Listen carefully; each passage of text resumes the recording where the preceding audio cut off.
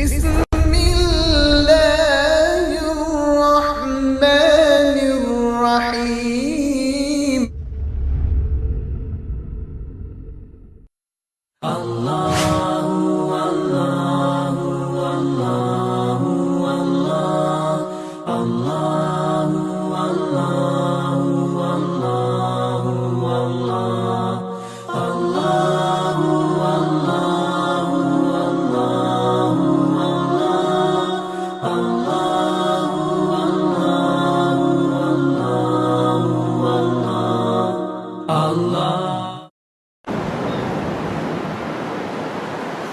نحمده ونصلي على رسوله رحمة السماوات والأرضين وعلى آله الطيبين الطاهرين وأصحابه الراشدين المهديين. أعوذ بالله من الشيطان الرجيم. بسم الله الرحمن الرحيم. سيقول السفهاء من الناس ما ولاهم عن قبلتهم التي كانوا عليها قل لله المشرق والمغرب يهدي من يشاء إلى صراط مستقيم. صدق الله مولانا العظيم.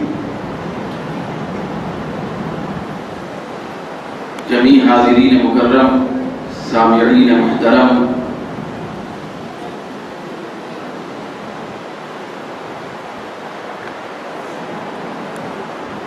معزز بزرگوں، نوجوان ساتھیوں اور مجلس درس قرآن میں خصوصی طور پر شرکت کرنے والے میرے رفقا اور برادران،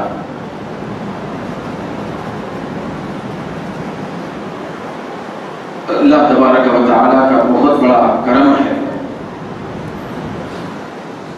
کہ اس نے اپنے حبیب پاک صلی اللہ علیہ وسلم کے تصدق میں ہم سب کو قرآن کریم کی خصوصی برکتیں حاصل کرنے کا موقع عنایت فرمایا اور سلسلہ درس قرآن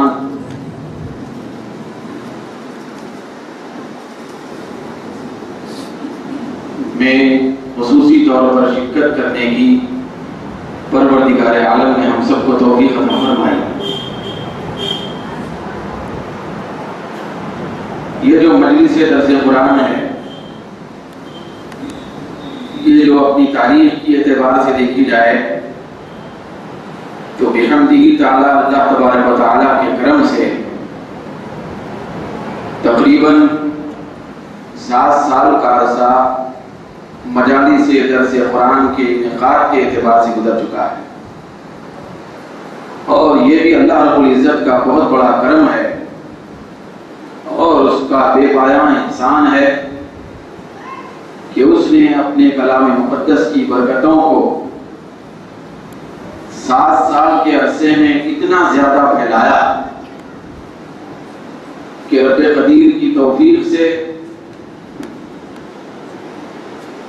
اور آقائے دو جہاں صلی اللہ علیہ وسلم کی توجہات سے 7 سال کے عرصے میں جتنے مجالس درس قرآن ہوئے، ان ساری مجلسوں میں دیے جانے والے، پیش کیے جانے والے درس قرآن کے بعد صرف ایک پارے کی تکمیل ہو چکی ہے. یہ قرآن مجید کا خصوصی فیضان ہے، یہ وہ قرآن ہے اور اللہ رب العزت کا وہ کلام مقدس ہے کہ لوگوں نے جب اپنی معرفت اور اپنی حقیقت کے سینے کو کھول کر قلم چلانے کا آغاز کیا تو دنیا میں اور کائنات رنگ و بو میں ایسی بھی ہستیاں گزری ہیں کہ 30 پارے کی تفسیر انہوں نے موٹے موٹے ضخیم جلدوں میں اس طرح کی کہ 30 پارے کی تکمیل 300 جلدوں میں ہو گئی. تو اس طرح قرآن مجید کا فیض اپنے اندر بہت زیادہ جامعیت اور جس کو اللہ تبارک و تعالیٰ جتنی توفیق عطا فرماتا ہے، پھر جس بندے پر اللہ رب العزت قرآن مجید کے فہم کے جتنے دروازے کھولتا ہے تو وہ بندہ قرآن مجید کے سمندر میں غوطہ ہوتا ہے۔ تو اللہ تبارک و تعالیٰ اپنے ان بندوں کی برکتیں جو مفسرین کے نام سے جانے جاتے ہیں ہم لوگوں پر اس طرح عام کیا کہ 7 سال کے عرصے میں ایک پارے کی تفسیر تکمیل پا چکی ہے، اور اللہ تبارک و تعالیٰ کی مزید عنایت سے اور اس کے فضل سے دوسرے پارے کا آغاز ہو رہا ہے۔ میں قرآن مجید کے عاشقوں سے، پھر فہم قرآن کے متلاشیوں سے اور عقائد و جہاں صلی اللہ علیہ وسلم کے فداکاروں اور جانثاروں سے یہ عرض کرنا چاہتا ہوں کہ ہم اگر چاہتے ہیں کہ قرآن کی برکتیں ہماری ذاتوں سے نکل کر ہمارے گھروں تک پہنچیں، ہماری زندگیوں سے نکل کر اپنے بچوں تک پہنچیں، پھر ہمارے ذاتی زندگی سے نکل کر خاندان اور عائلی اور سوسائٹی کی زندگی تک پہنچے، تو ہمارے لیے لازم ہے کہ جہاں کہیں دروس قرآن کی مجلس منعقد ہوتی ہے وہاں اس مجلس میں ضرور حاضر ہو۔ قرآن کا فیض عام ہوگا، سینہ کھلے گا، تصورات کی دنیا آباد ہوگی، فہم و فراست واشگاف ہو جائے گی، ساری کائنات کا جائزہ لینے کی صلاحیت پیدا ہوگی، پھر آخرت کا تصور پیدا ہوگا، پروردگار عالم کی قربت اور محبت کے راستے طے کرنے کا آدمی مسافر بن جائے گا۔ یہ ساری کی ساری برکتیں قرآن مجید کے الفاظ اور کلمات میں رکھے ہوئے ہیں۔ بندہ خدا اگر چاہتا ہے خلاصتاً کہ وہ دنیا کی زندگی میں بھی ترقی کرے، پھر آخرت کی زندگی میں وہ باکمال اور نجات یافتہ ہو جائے، تو اس پر لازم ہے کہ اپنے سینے کے اندر قرآن کی محبت پیدا کرے، فہم قرآن کی صلاحیت پیدا کرے، قرآن مجید کے الفاظ اور کلمات اور اس کی سماعت اور کلام سے اپنے آپ کو قریب کرے۔ جو جتنا زیادہ قرآن سے قریب ہوتا ہے وہ اتنا زیادہ صاحب قرآن کا فیض پاتا ہے، کہ اتنی زیادہ اس کو پروردگار عالم کی قربت اور معیت نصیب ہوتی ہے۔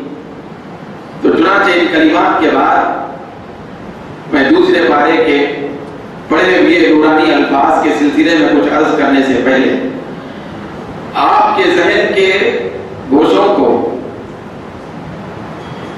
پہلے پارے کی آخری آیت کے 1-2 کلمات کی طرف مبذول کرنا چاہتا ہوں، تاکہ پہلے پارے کا اختتام جن کلمات پر ہوا، پھر دوسرے کا پارے کا جو آغاز جس کلمے سے ہو رہا ہے اس کے درمیان ربط اور ضبط کیا ہے۔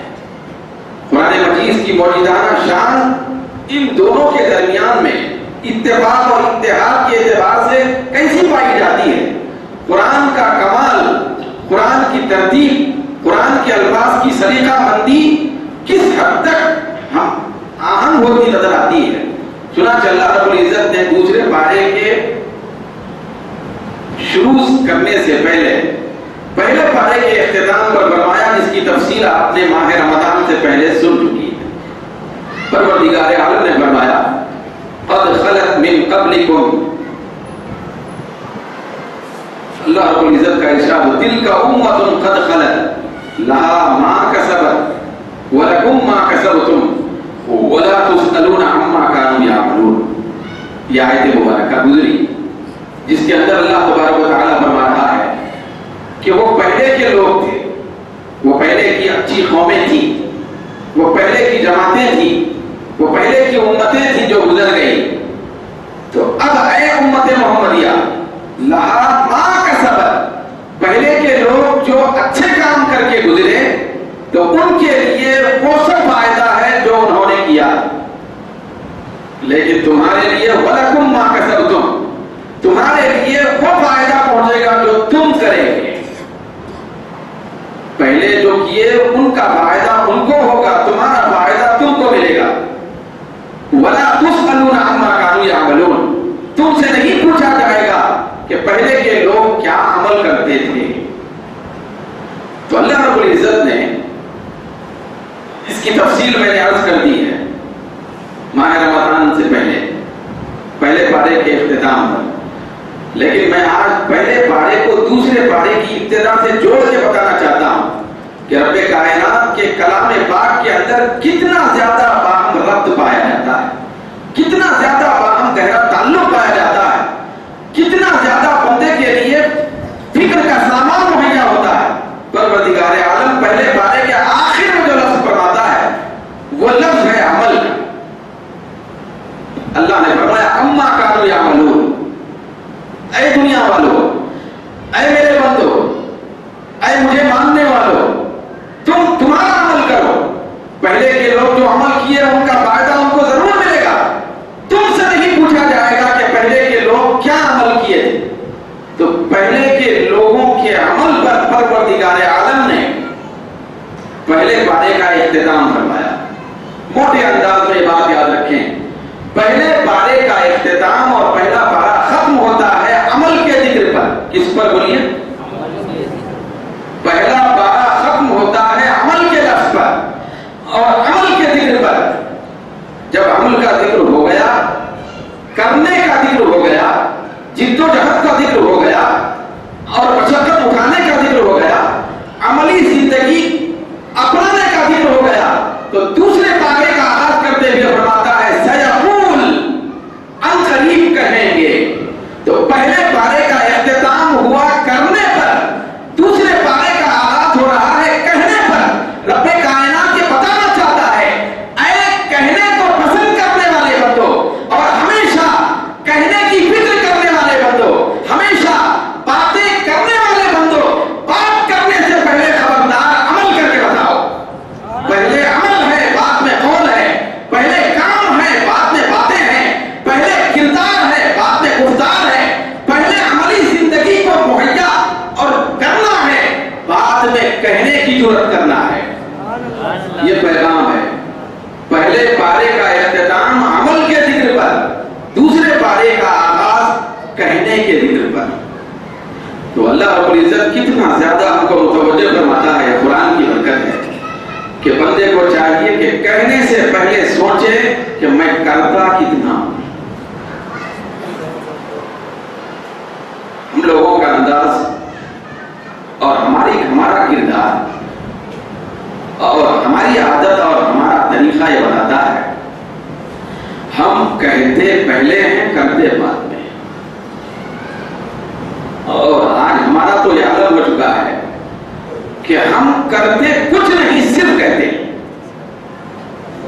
صرف کہنے پر ہی اپنی پوری زندگی کا معیار کھڑا کرتے ہیں، صرف کہنے میں ہی شب و روز گزارتے ہیں۔ صبح سے وٹمٹ شروع ہوا تو شام تک، سونے کے درمیان میں ہماری زبان بند ہے، سونے کے درمیان۔ تو اب ہم میں سے بہت سارے ایسے بھی ہوں گے کہ دن بھر اتنا زیادہ کہنے کی ان کو عادت ہوتی ہے کہ سوئے بھی رہو تو نیند میں بھی کہتے ہیں۔ لیکن اللہ رب العزت نے بتا دیا کہ عمل پہلے ہے، قول بعد میں ہے، کرنا پہلے ہے، کہنا بعد میں ہے۔ یہ بندے کی ابتدائی زندگی ہے۔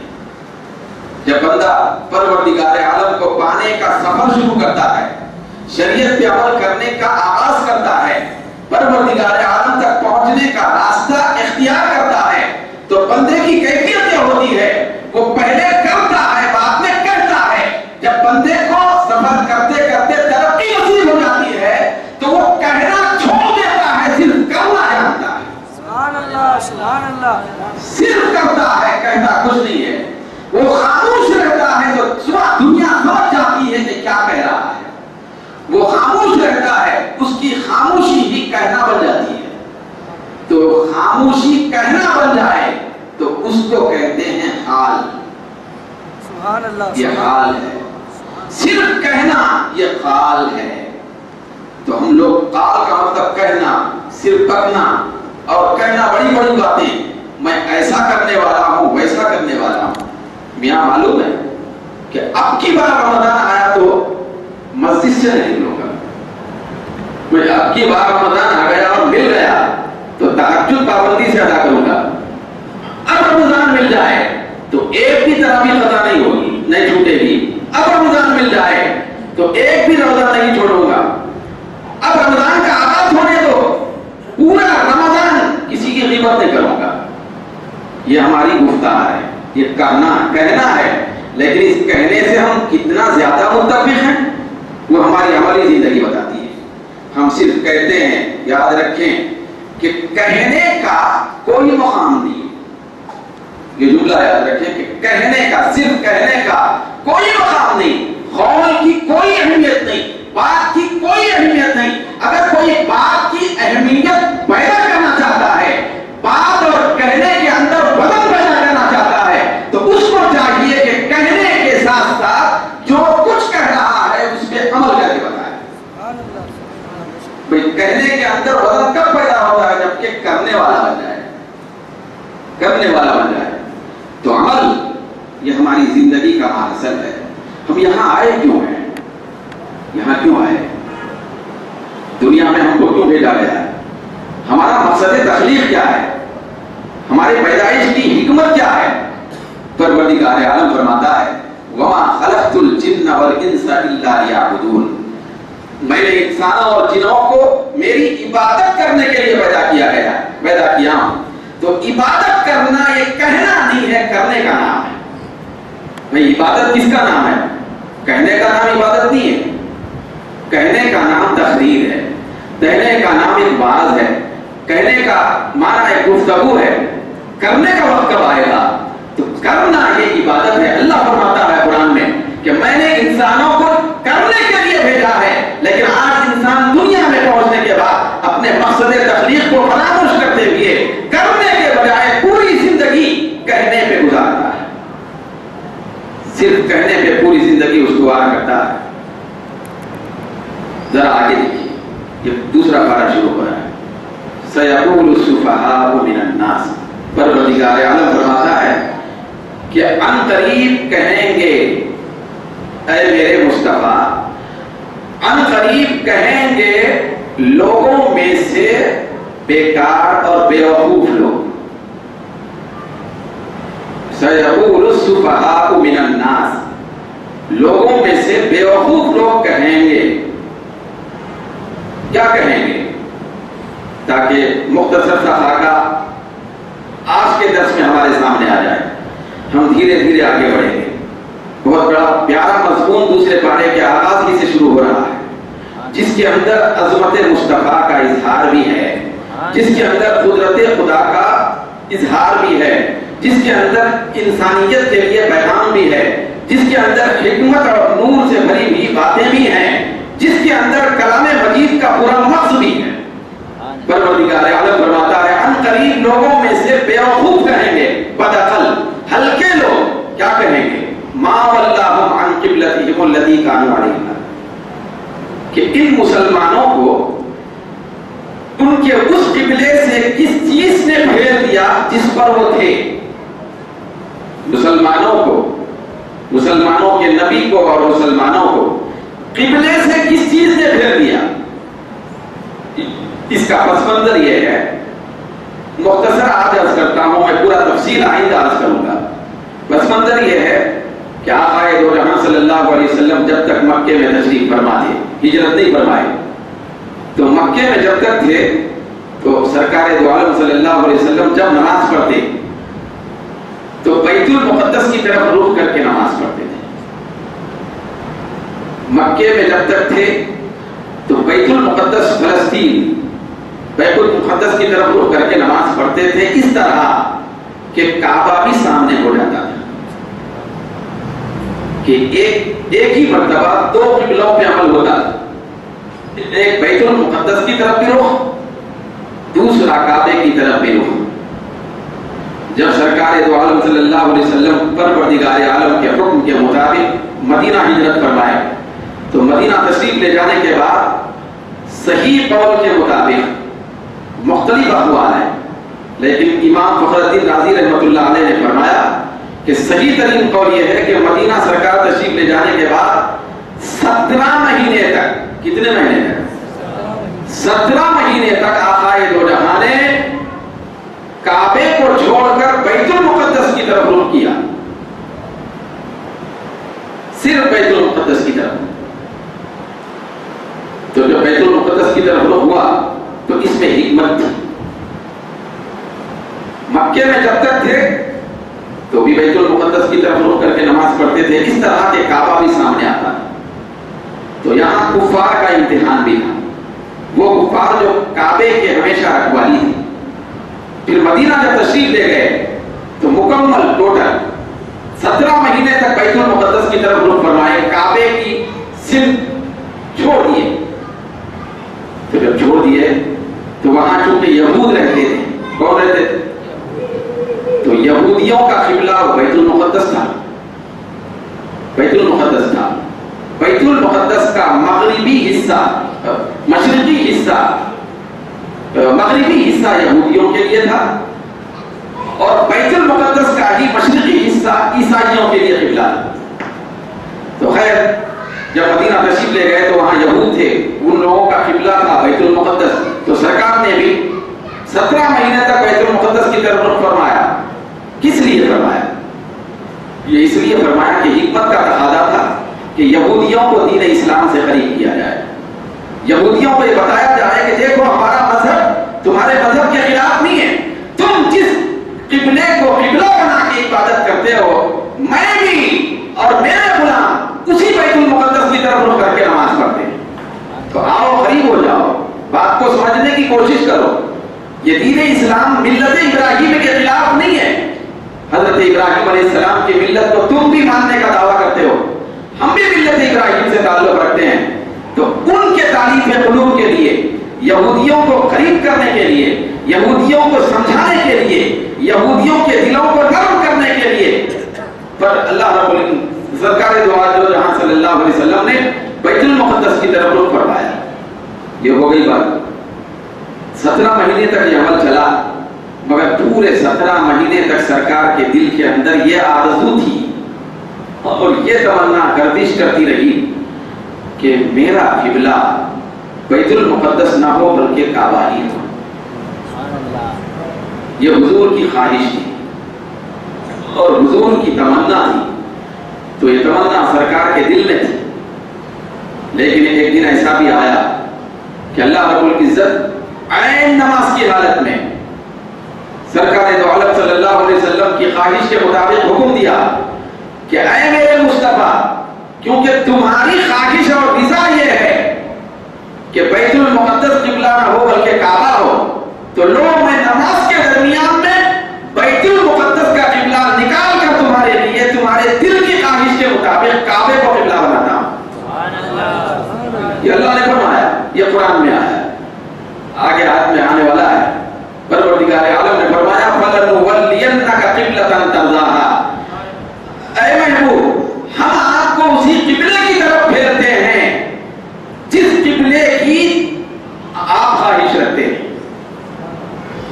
پروردگار عالم نے یہ نہیں فرمایا کہ اے محبوب ہم آپ کو وہی قبلہ کی طرف پھیرتے ہیں جس کی میں خواہش رکھتا ہوں، میں چاہتا ہوں جس قبلے کی میں تمنا کرتا ہوں، ایسا نہیں فرمایا۔ اللہ نے فرمایا ترضاها، اے میرے محبوب جس قبلے کی تم کو خواہش ہے میں تمہاری خواہش کے مطابق قبلہ اسی کو بناتا ہوں۔ تو کعبے کو بنایا گیا قبلہ۔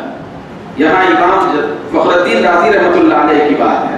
بعض لوگ ایسی باتوں کو محررین اور واعظین کی گفتگو سمجھتے ہیں کہ محررین اور واعظین کا کہنے کا مفہوم ہے کہ اے محبوب آپ جس قبلے کو چاہتے ہیں تمہاری چاہت کے مطابق میں اسی کو قبلہ بناتا ہوں۔ تو یہ واعظین کی بات نہیں ہے، یہ مفسرین کی بات ہے۔ حضرت امام فخر الدین رازی رحمۃ اللہ علیہ باضابطہ نقل فرماتے ہیں، وہ فرماتے ہیں کہ کانا ہے تمنا، سرکار دو عالم صلی اللہ علیہ وسلم کی تمنا تھی کہ کعبے کو ہی قبلہ بنایا جائے۔ تو اللہ رب العزت نے کعبے کو قبلہ بنایا۔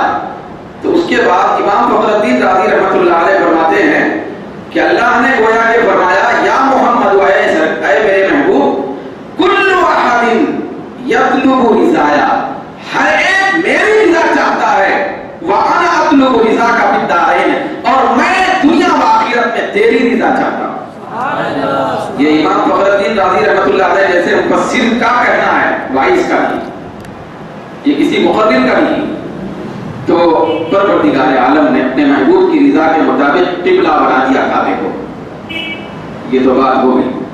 ہم کو جو عرض کرنا ہے تفصیلات بہت ہیں لیکن انشاءاللہ تعالیٰ آگے بیان کیے جائیں گے. اب جو بات میں آپ کے سامنے عرض کرنے جا رہا ہوں عمل اور قول کے اعتبار سے وہ یہ ہے کہ اللہ رب العزت نے فرمایا سَيَقُولُ السُّفَهَاءُ مِنَ النَّاسِ لوگوں میں سے بیوقوف لوگ عنقریب کہیں گے. تو یہ جو انداز ہے کلام کا یہ بخوبی آپ جانتے ہیں کہ ابھی کہے نہیں تھے. وہ کفار جن کو بیوقوف کہا جا رہا ہے، وہ منافقین جن کو بیوقوف قرآن میں کہا گیا، وہ مشرکین جو جن کو بیوقوف کہا جا رہا ہے، وہ یہود جن کو بیوقوف کہا گیا ہے، تو ابھی کہے نہیں تھے، قبلے کے بارے میں اعتراض نہیں کرے تھے. لیکن اللہ تبارک و تعالیٰ پہلے ہی اپنے محبوب کو مطلع کر دیا کہ اے میرے محبوب عنقریب وہ کہنے والے ہیں قبلے کے بارے میں، تو آپ کو ایسا جواب دینا ہے. تو یہ جو انداز ہے یہ بتاتا ہے کہ ایک مومن کی شان یہ ہوتی ہے، ایک فراست رکھنے والے شخص کی پہچان یہ ہوتی ہے کہ وہ معاملہ آنے سے پہلے معاملے کے بارے میں واقفیت حاصل کرے. تو اس سے ہوتا کیا ہے؟ ہوتا یہ ہے کہ آدمی آسانی کے ساتھ معاملے کو طے کر لے سکتا ہے. معاملہ آنے کے بعد اگر آدمی اس سے نمٹنے کی کوشش کرے گا تو اتنے اچھے انداز سے نہیں نمٹ سکتا جتنے اچھے انداز سے وہ پہلے سے واقف ہو کر تیاری کے ساتھ نمٹ سکتا ہے. تو اللہ رب العزت ہم کو یہ اصول دیا کہ اے لوگوں، معاملہ آنے سے پہلے، دشمنان اسلام کے مکر و فریب کے پہنچنے سے پہلے تمہارے اندر ایسی فراست ہونی چاہیے کہ تم ان کے کرتوتوں سے پہلے سے ہی واقف ہو جاؤ تاکہ تم وقت پر منہ توڑ جواب دے سکو. تو اللہ نے فرمایا سَيَقُولُ السُّفَهَاءُ مِنَ النَّاسِ لوگوں میں سے بیوقوف لوگ کہیں گے. حضرت امام فخر الدین رازی رحمۃ اللہ علیہ نے یہاں یہ فرمایا سفہاء کے معنی آتے ہیں بیوقوف جن کو عقل نہیں رہتی. پھر سفہاء کے معنی آتے ہیں ایک ہلکے لوگ جن کے اندر شرم نہیں رہتی، بے شرم بول سکتے ہیں. تو اللہ نے فرمایا بیوقوف اور بے عقل اور بے شرم لوگ صرف کہتے ہیں. یہ کہنے کی بیماری کس کو ہوتی ہے؟ صرف کہنے کی. تو اللہ نے فرمایا کہنے کی جب بات ہوئی تو اس کے ساتھ بے وقوفوں کا ذکر فرمایا کہ بے وقوف لوگ کہیں. تو اب ہم جب دیکھتے ہیں تو وہ جو کہنے والے لوگ تھے وہ تو دنیا میں بڑے عقل مند تھے، وہ تو بے وقوف تھے ہی. وہ ایک سے ایک ایسے کرتب اختیار کرتے کہ جن کے سامنے شیطان بھی شرمندہ ہو جائے. تو بیوقوف تو نہیں تھے. اب جتنے بھی دشمنان اسلام ہیں جو مسلمانوں کے خلاف ظلم اور بربریت ڈھا رہے ہیں، جو اپنی جدید ترین ٹیکنالوجی کی صلاحیت کی بنیاد پر مسلمانوں کو اور اسلام کو تباہ کرنے کی کوشش کر رہے ہیں، تو یہ تو اپنے آپ کو عقل مند کہتے ہیں. یہی وہ یہود و نصارہ ہیں جن کا ذکر ہو رہا ہے. لیکن قرآن مجید نے ان کے بارے میں فرمایا کہ یہ بیوقوف اور بے عقل ہے. کیوں فرمایا؟ تو اب تفسیر میں آتا ہے بیوقوف کس کو کہتے ہیں؟ بیوقوف کہتے ہیں اس شخص کو جس کے سامنے حال تو ہو لیکن مستقبل نہ ہو. بیوقوف اس کو کہتے ہیں جو صرف اپنے گرد و پیش کے حالات اور موجودہ حالت کو جانتا ہے، نتیجے سے بے خبر ہوتا ہے. تو یہود و نصارہ اور منافقین و مشرکین یہ چونکہ نتیجہ آخرت ہے تو آخرت سے بے خبر ہیں، صرف دنیا کے اندر کی زندگی کو ہی سب کچھ سمجھتے ہیں اور اپنے تئیں یہ سمجھتے ہیں کہ اگر دنیا میں مسلمانوں کو مٹایا جائے تو مٹ جائیں گے، ان کا ہمیشہ کے لیے اختتام ہو جائے گا.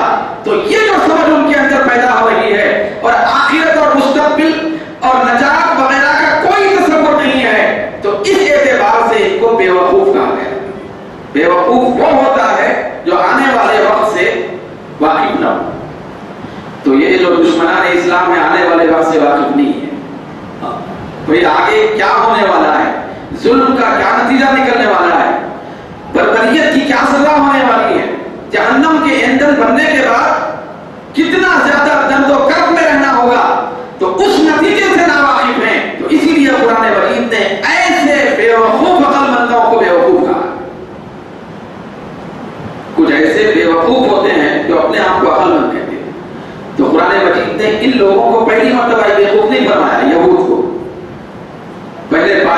ابتدا میں بھی فرمایا کہ وَإِذَا قِيلَ لَهُمْ آمِنُوا كَمَا آمَنَ النَّاسُ قَالُوا أَنُؤْمِنُ كَمَا آمَنَ السُّفَهَاءُ، جب ان لوگوں سے کہا جائے کہ تم ایسے ایمان لاؤ جیسے دوسرے لوگ ایمان لائے، سچے ایمان لاؤ، تو وہ لوگ کہتے ہیں ہم کیسے ایمان لائیں؟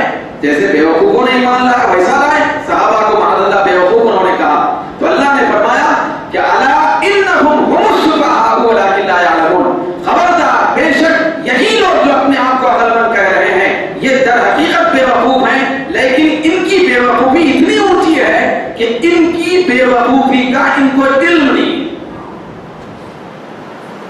یہ بیوقوف ہیں ایسے کہ جن کی بیوقوفی کا علم نہیں۔ تو کہنے کی جو عادت ہے، بسا اوقات صرف کہنے کی عادت بیوقوفوں کو ہوتی ہے، زیادہ کہنے کی عادت یہ بیوقوفی کی طرف لے جاتی ہے۔ چنانچہ تفسیر میں امام راضی نے فرمایا کہ سفیہ یعنی جو لفظ یہاں استعمال کیا گیا سفہاء بیوقوف، تو اس کی تفسیر میں آیا بیوقوف کا مطلب کیا ہے؟ تو امام فخر الدین رازی رحمۃ اللہ علیہ فرماتے ہیں کہ زیادہ اپنی زبان کو استعمال کرنے والا یہ بیوقوف ہے، چرب زبانی کرنے والا، صرف بک بک کرنے والا یہ بیوقوف ہے۔ تو ایک ہماری عملی زندگی ہے، دوسری ہماری قولی زندگی ہے۔ قولی زندگی صرف قولی زندگی یہ بیوقوفی کی طرف لے جاتی ہے۔ ہمارا کہنا وہی معتبر ہوتا ہے جس کا تعلق عمل سے ہوتا ہے، جو عمل کے موافق ہوتا ہے۔ چنانچہ یہ جو عقل ہے یہ بہت بڑا سرمایہ ہے، پروردگار عالم کی دی ہوئی بہت بڑی نعمت ہے۔ تو ذرا اس عقل کا تقاضا دیکھیے اور اس عقل کی اہمیت کو سمجھنے کی کوشش کیجیے۔ حضرت صاحب روح البیان حضرت علامہ آلوسی رحمۃ اللہ علیہ فرماتے ہیں، حدیث شریف نقل کرتے ہیں کہ جس وقت اللہ تعالیٰ آدم علیہ السلام کو پیدا فرمایا تو جبریل علیہ السلام آدم علیہ السلام کے پاس 3 اللہ کے تحفے لے کے پہنچے۔ کتنے تحفے؟ یہ اللہ کے تحفے تھے جو حضرت آدم علیہ السلام کی طرف لے کے پہنچے حضرت جبریل۔ 3 تحفوں کے نام سنیے۔ ایک تحفہ تھا العلم و علم، یہ علم کا تحفہ۔ دوسرا تحفہ تھا والحیاء، شرم اور حیا کا تحفہ۔ تیسرا تحفہ تھا العقل، عقل کا تحفہ۔ یہ 3 تحفے لے کے جبریل علیہ السلام پہنچے۔ پھر انہوں نے کہا کہ اے آدم اختر من هذه الثلاث، ان تینوں میں سے کسی ایک کو پسند کر لو، اختیار کر لو۔ کیا تھے تینوں؟ ایک علم، دوسری حیا، تیسری عقل۔ تو حضرت آدم علیہ السلام ذرا سوچئے، آدم علیہ السلام ہے، وہ جد الانبیاء ہیں، وہ سلیکٹ کریں گے نا، اختیار کریں گے تو معمولی بات نہیں ہوگی نا۔ تو حضرت آدم علیہ السلام کس چیز کو اختیار کیے ہوں گے؟ ہمارے ذہن میں تھوڑی دیر کے لیے آئے گا نہیں علم بہت بڑا جوہر ہے، علم کو لیے ہوں گے۔ حیا یہ بھی بہت بڑی دولت ہے، اس کو لیے ہوں گے۔ لیکن سنیے روایت میں آتا ہے حضرت جبریل علیہ السلام نے جب یہ فرمایا ان میں سے تینوں میں سے کسی ایک کو چننا ہے اے آدم، تو حضرت آدم علیہ السلام نے کیا کیا؟ حضرت آدم علیہ السلام کے بارے میں آتا ہے کہ فاختار العقل، حضرت آدم علیہ السلام نے عقل کو چن لیا،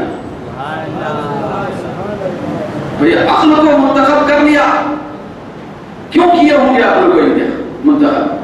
علم کو لیے ہوتے، حالانکہ علم ان کو ملا تھا وعلم آدم الاسماء كلها، یہ اللہ نے خود فرمایا کہ آدم کو اللہ رب العزت نے بلا واسطہ ڈائریکٹ علم دیا تھا، لیکن حضرت آدم نے علم کو نہیں چنا، حضرت آدم نے حیا کو نہیں چنا، حضرت آدم نے عقل کو چنا۔ کس لیے؟ اس لیے کہ جب کسی کے پاس عقل آتی ہے، سمجھ بوجھ آتی ہے، تو سمجھ بوجھ کے بعد خود بخود علم بھی آتا ہے، حیا بھی آتی ہے۔ ایک آدمی کے پاس سمجھ ہی نہیں ہے تو علم کیسے آ سکتا ہے؟ ایک آدمی بیوقوف ہے تو علم کیسے حاصل کر سکتا ہے؟ ایک آدمی کو اچھے برے کی تمیز ہی نہیں ہے تو اپنے اندر شرمندگی اور احساس اور حیا کیسے طاری کر لے سکتا ہے؟ آدمی کے اندر سمجھ بوجھ نہیں ہے تو کپڑے پہنے بغیر بھی باہر نکل سکتا ہے۔ تو پہلا مطلب سب سے زیادہ قیمتی چیز حضرت آدم انتخاب بتا رہا ہے کہ سب سے زیادہ انسان کے اندر کی قیمتی چیز وہ عقل ہے. کیا ہے؟ وہ عقل ہے. لیکن یہ عقل کہاں تباہ ہوتی ہے؟ یہ عقل کہاں تباہ ہو کر برباد ہو جاتی ہے؟ یہ عقل کہاں ہلاکت کے گڑھے میں گر جاتی ہے؟ یہ عقل کہاں ویرانی کے شکار ہو جاتی ہے؟ یہ عقل کہاں مذلت کا شکار ہو جاتی ہے؟ قرآن کہتا ہے سیقول السفہاء، جب زبانیں زیادہ چلتی ہیں عمل سے آدمی دور ہو جاتا ہے، صرف کہنے اور گفتار کو ہی اپنا وسیلہ بناتا ہے، تو ایسی صورت میں اتنی قیمتی عقل تباہ ہو جاتی ہے. زیادہ کہنے پر، صرف کہنے کی بنیاد پر بندہ زندگی گزارنے کا پوگر ہو جائے، عقل تباہ ہو جاتی ہے. تو عقل کو سنبھال کے رکھنا ہے تو کیا کرنا ہے بھائی؟ عقل کو سنبھال کے رکھنا ہے تو جتنا ہم کہہ رہے ہیں اس پہ عمل کر کے بتانا ہے. ہم جیسے لوگوں میں، گناہ گاروں میں اور اسلاف اور صحابہ اور تابعین میں کیا فرق ہے؟ یہی فرق کہ وہ پہلے کے لوگ صرف کرنے والے تھے اور ہم لوگ صرف کہنے والے ہیں. ہم لوگ صرف کہنے والے ہیں. حضرت مالک بن دینار رحمۃ اللہ علیہ کا واقعہ آپ کے سامنے میں نے عرض کیا تھا کہ حضرت مالک بن دینار رحمۃ اللہ علیہ ایک مرتبہ حضرت اویس قرنی کی بارگاہ میں پہنچے. ملاقات کریں، کچھ حاصل کریں، علوم حاصل کریں، باتیں سنیں، کچھ گفتار سن کر اپنے دل کے اندر ٹھنڈک پیدا کریں، خزانے علم کے جمع کریں. بڑے لوگوں کی باتیں بڑی ہوتی ہیں. تو بات سننے کے لیے گئے تھے. کیا سننے کے لیے گئے؟ باتیں سننے کے لیے گئے تھے حضرت اویس قرنی کے. تو آپ فرماتے ہیں کہ میں جب پہنچا تو کیا دیکھتا ہوں؟ فجر کا وقت ہے. حضرت اویس قرنی فجر کی نماز ادا کرنے میں لگے ہیں. میں بھی فجر کی نماز ادا کر لیا. میں انتظار میں تھا فجر کی نماز جب ادا کر لیں گے، سلام پھیریں گے تو میں ان سے ہم کلام ہو جاؤں گا، گفتگو کروں گا، کچھ معارف اور علوم حاصل کروں گا، زندگی گزارنے کے طور طریقے سنوں گا. زبان سے ان کے کلمات نکلیں گے، میری سماعت کو مٹھاس پہنچے گی. تو اسی انتظار میں قریب ہوا. میں نے سلام عرض کیا، سلام کا انہوں نے صرف جواب کیا وعلیکم السلام. اس کے بعد یاد الہی میں بیٹھ گئے. حضرت اویس قرنی کرنے میں بیٹھ گئے. کس میں بیٹھ گئے؟ کرنے میں بیٹھ گئے، عمل میں بیٹھ گئے. حضرت مالک بن دینار فرماتے ہیں میں ان کے پیچھے بدستور بیٹھا رہا کہ کب عمل سے دور ہوں گے اور چھوڑیں گے، پلٹیں گے، میں گفتگو کروں گا اور گفتگو سنوں گا. تو ان کے ذکر اور کرنے کا جو عالم تھا اتنا طویل تھا کہ ظہر تک یاد الہی میں. ظہر کی نماز کا وقت ہوا تو میں نے سوچا چلو بعد نماز ظہر خیر اللہ وقت بھی کریں گے. تو لہذا جب گفتگو کرنے اور سننے کا موقع ملے گا. ظہر کی نماز جیسے ہی ختم ہوئی میں نے سلام عرض کیا تو انہوں نے کہا وعلیکم السلام. پھر دوبارہ یاد الہی میں بیٹھ گئے. پھر اس کے بعد عصر تک سلسلہ چلتا رہا. کوئی عصر کے بعد کچھ گھر کو جائیں گے، کچھ کام کاج کریں گے، ایسا میں نے سمجھا. گفتگو سننے کا موقع ملے گا، کہاوتیں سننے کا موقع ملے گا، بولیاں سننے کا موقع ملے گا، طرز زندگی کو بدلنے کا موقع ملے گا، سن کے اپنے آپ کو بدلیں گے. اس تصور میں تھا کہ عصر سے لے کر مغرب تک پھر ذکر میں، پھر مغرب سے لے کے عشاء تک پھر ذکر میں. میں نے سمجھا چلو پورا دن گزر گیا بھئی، اب تو رات عشاء کی نماز پڑھ لی ہے، دن بھر تھکے ہوئے ہیں کر کر کے، تو عشاء کے بعد سننے کا موقع ملے گا. تو میں نے دیکھا کہ عشاء کی نماز انہوں نے پڑھ لی، پھر اس کے بعد دوبارہ ذکر میں بیٹھ گئے. جب ذکر میں بیٹھے تو میں نے سمجھا ایک آدھ دن کا عمل ہوگا بھئی، ایک آدھ دن کا کرنا ہوگا. تو میں عشاء سے لے کر فجر تک اس رات میں بھی انتظار میں بیٹھا کہ کب پلٹیں گے اور کب بولیاں سنوں گا، کب گفتگو سنوں گا اور کب میں اپنے لیے لائے ہوئے عمل اختیار کرنے کے لیے سنوں گا. جب دوسری دن فجر کا وقت آیا تو جب تک ذکر میں ہے کرنے میں بیٹھے گئے. پھر فجر کی نماز انہوں نے ادا کر لی، ایک دن پورا ہو گیا 24 گھنٹے. تو فجر کے بعد جب ملاقات کے لیے پہنچے پھر کرنے میں مصروف ہو گئے. تو حضرت مالک بن دینار فرماتے ہیں یہاں سے اب یہ جو فرق ہے کرنے کا اور کہنے کا، یہ سمجھنے کی ضرورت. وہ عمل کا اور قول کا. کہنے میں وہ انقلاب نہیں آ سکتا جو کرنے سے آتا ہے. کرنے میں جو نور ہے کہنے میں وہ نور نہیں ہو سکتا. بسا اوقات چھوٹا سا کیا ہوا کام سینکڑوں سال تک اثر انداز ہوتا ہے. تو حضرت مالک بن دینار فرماتے ہیں جب دوسرا دن ہو گیا فجر کے بعد بھی کچھ سننے کا موقع نہیں ملا تو میں وہاں سے واپس ہوا یہ کہتے ہوئے لوگوں نے بیان کیا اولیاء نے کہ مالک بن دینار کا کہنا تھا کہ میں نے 24 گھنٹے میں حضرت اویس قرنی کو ایسا کرتا ہوا دیکھا کہ سینکڑوں سال مجھے سننے کی ضرورت نہیں ہے. یہ عمل کی تاثیر ہے. کرنے کو دیکھ کر میں نے وہ سب کچھ حاصل کر لیا 24 گھنٹے میں جو برسوں کے کہنے کو سننے کے بعد حاصل نہیں ہو سکتا. تو پہلے کے لوگ کیا تھے بولیے جملہ کہنے والے نہیں تھے کرنے والے تھے. تو پہلے کے لوگ کرنے والے تھے. پھر یہ قرآن کے عین مطابق ہے. کیوں اللہ نے فرمایا کہنے سے پہلے کر کے بتاؤ, کہنے سے پہلے کرنے کا حکم دیا. چنانچہ اللہ رب العزت آگے 28ویں پارے میں فرماتا ہے, کس کو خطاب کر کے فرماتا ہے؟ مسلمانوں کو, مومنین کو. مومنین کو خطاب کرتے ہوئے فرماتا ہے یا ایھا الذین آمنوا لم تقولون ما لا تفعلون, کہ اے ایمان والو تم کیوں کہتے ہو وہ باتیں جو تم کرتے نہیں ہو, کیوں کہتے ہو وہ سب جو تم کرتے نہیں ہو. تو آج ہم سرخرو ہونا چاہتے ہیں, دنیا میں اپنا سکہ جمانا چاہتے ہیں اور ایسا اپنے آپ کو بنانا چاہتے ہیں کہ حضرت عمر مدینے میں تھے تو لاکھوں میل کی دوری پر بیٹھنے والا کسرا اور قیصر کانپتے بھی نظر آتے تھے. کس لیے نظر آتے تھے؟ وہ کبھی حضرت عمر کی بات نہیں سنے تھے, حضرت عمر کے اقوال نہیں سنے تھے, حضرت عمر کی گرجدار آواز ان کے کانوں میں نہیں گونجی تھی. تو قیصر اور کسرا اس زمانے کے سپر پاور حضرت عمر کے نام سے کیوں تھراتے تھے؟ اس لیے تھراتے تھے حضرت عمر مدینے میں رہ کر کرنے والے, کہنے والے نہیں بلکہ کرنے والے تھے. وہ کرنے کی تاثیر تھی جو لاکھوں میل کی دوری پر اثر انداز ہوتی تھی. ہم لوگ کہنے والے, اور اللہ رب العزت نے, ہاں البتہ یہ بات یاد رکھیں, میں تفصیل آگے بھی عرض کروں گا, کہنے کا بھی اثر ہوتا ہے, کہنے کی بھی تاثیر ہوتی ہے.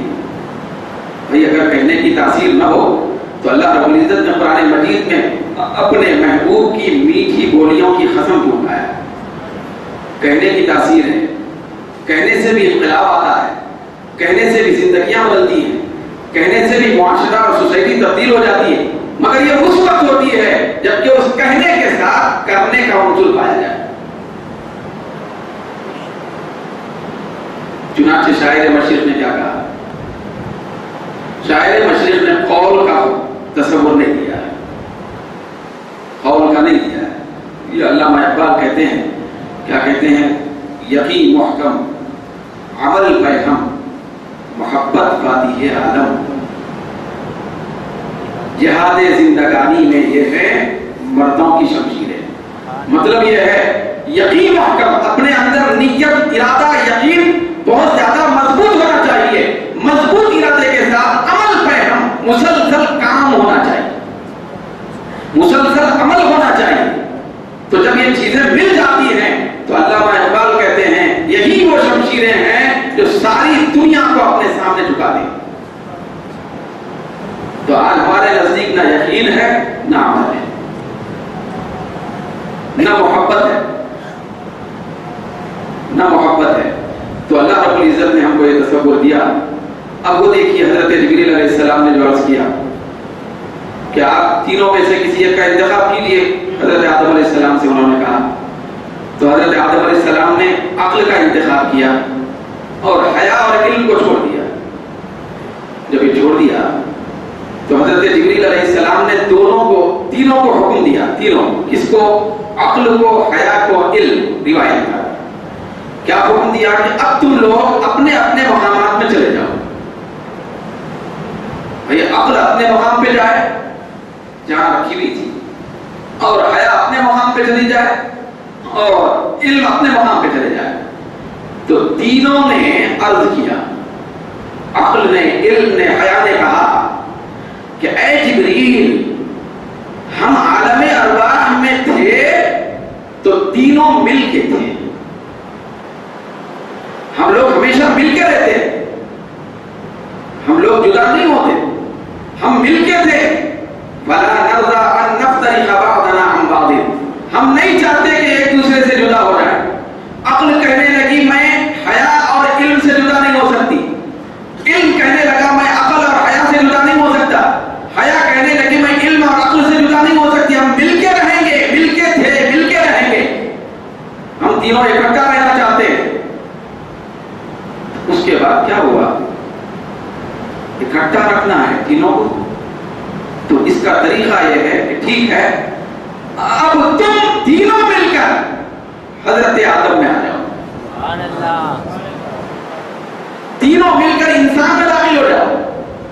تو تینوں مل کر اکٹھا طور پر حضرت آدم یعنی انسان میں داخل ہو گئے. تو انسان وہی ہے جس کے پاس سرے فہرست عقل ہے، جس کے پاس دوسرے نمبر پر علم ہے، جس کے پاس تیسرے نمبر پر حیا ہے.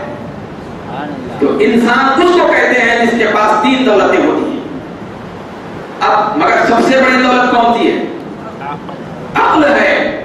تو اللہ رب العزت منافقین اور یہود و نصارہ کے بارے میں فرماتا ہے کہ یہ جو لوگ ہیں سیقول السفہاء من الناس، یہ بیوقوف ہیں کہ جن کے پاس نہ عقل ہے، نہ علم ہے، نہ حیا ہے. بھئی حیا کا معلوم تو آپ معلوم ہے دنیا میں کہ یہ یہود و نصارہ کی بے حیائی کیسی ہے. ساری دنیا میں بے حیائی انہی سے تو پھیل رہی ہے. تو بے حیائی کیوں ہے؟ غور کرنے قرآن بتاتا ہے بے حیائی کی طرف یہ قوم کیوں گئی؟ اس لیے کہ ان کے پاس عقل نہیں. یہ قوم صحیح علم کے راستے کو کیوں اختیار نہیں کی؟ اس لیے کہ ان کے پاس عقل نہیں. ہر ایک کا جواب یہی ہے. تو یہ بے وقوف ہے. پھر وہ خیالات گردش نہیں کرنا. وہ قوم جو کمپیوٹر ایجاد کی، وہ قوم میزائل بنا رہی ہے، وہ قوم ایٹم بم جو بناتی ہے، وہ قوم ہائیڈروجن بم بناتی ہے، وہ قوم طرح طرح کے ہتھیار ایجاد کرتی ہے، وہ قوم جو دنیا کے اندر بڑی بڑی بلڈنگیں بناتی ہے، وہ قوم بڑے بڑے رہائشیں اپنی بناتی ہے اور محلات تعمیر کرتی ہے جس کو دیکھ کر عقل رشک میں پڑ جائے. تو یہ بے وقوف کیسے ہو سکتی ہے؟ تو اس کا جواب بس وہی ہے. بے وقوف کس کو کہتے ہیں؟ تفسیر میں آتا ہے اور اسلامی اور شرعی اعتبار سے تعریف اس کی ہے. بے وقوف وہ نہیں ہے جس نے بلڈنگ نہیں بنائی، بے وقوف وہ نہیں ہے جو کار میں نہیں پھرتا، بے وقوف وہ نہیں ہے جس کے پاس دولت نہ ہو، بے وقوف وہ نہیں ہے جس کے پاس سلطنت نہ ہو، بے وقوف وہ نہیں ہے جس کے پاس بم بنانے کی صلاحیت نہ ہو.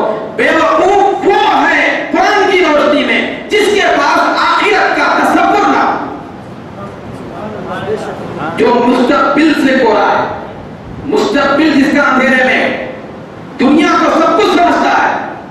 سلام ہے ہمارا ان فلسطینی بھائیوں کو کہ وہ حقیقت زندگی سمجھ چکے ہیں کہ چھوٹے بچے شہید ہو رہے ہیں لیکن ماتھے پہ شکن نہیں ہے. کیوں؟ اس لیے کہ وہاں کا وہ عمل پیغام رکھنے والا مسلمان جانتا ہے کہ دنیا دو روزہ ہے، مرنا لازمی ہے، آخرت کی ابدی زندگی پر وہ خوش ہے. یہی عقل مندی کا سودا ہے، یہی عقل مندی کی دلیل ہے. ظالم تو ظلم کرتے جا رہا ہے، پھر اسی پہ سینہ اترا رہا ہے. اس کی وجہ یہ ہے کہ وہ مستقبل سے تاریخ ہے. پھر اس کو معلوم نہیں ہے کہ آنکھ بند ہونے کے بعد کیا ہونے والا ہے. وہ تو جہنم رسید ہونے والا ہے. اور یہ شہداء جو جہنم جنت میں پہنچنے والے نہیں بلکہ شہداء کے بارے میں آیا کہ جنت خود ان کی مشتاق ہوتی ہے، جنت خود ان کو چاہتی ہے. تو دوستو ہم کو یہ پیغام عمل اور قول کے اعتبار سے لینا ہے. پھر ماں باپ کی باتیں انشاءاللہ تعالی آئندہ درس میں عرض کی جائیں گی. لیکن آپ سے گزارش یہ ہے کہ قرآن کا فیض حاصل کرنے کے لیے، قرآن کی برکتوں سے اپنے سینوں کو معمور کرنے کے لیے دوست احباب کے ساتھ اپنی زندگی اپنی ذات کے ساتھ نہیں، صرف دوست احباب کے ساتھ ضرور درس قرآن کی مجلس میں آپ تشریف لائیں تاکہ قرآن کی برکتوں سے ہم سب مالا مال ہو جائیں۔ تو انہی باتوں کے بعد میں اپنی گفتگو کو ختم کرتے ہوئے اللہ رب العزت کی بارگاہ میں دعا کرتا ہوں کہ رب کائنات تو اپنے حبیب پاک صلی اللہ علیہ وسلم کے تصدق میں مولا ہماری اس مجلس کو قبول فرما لے اور ان مجالس کو مولا ہمارے لیے آخرت کا ذریعہ بنا دے، یا اللہ ہماری نجات کا مدار بنا دے، یا رب العالمین ہم کو ایسے کام کرنے کی توفیق عطا فرما جس میں تیری اور تیرے حبیب کی رضا ہوتی ہو۔ وآخر دعوانا الحمدللہ رب العالمین۔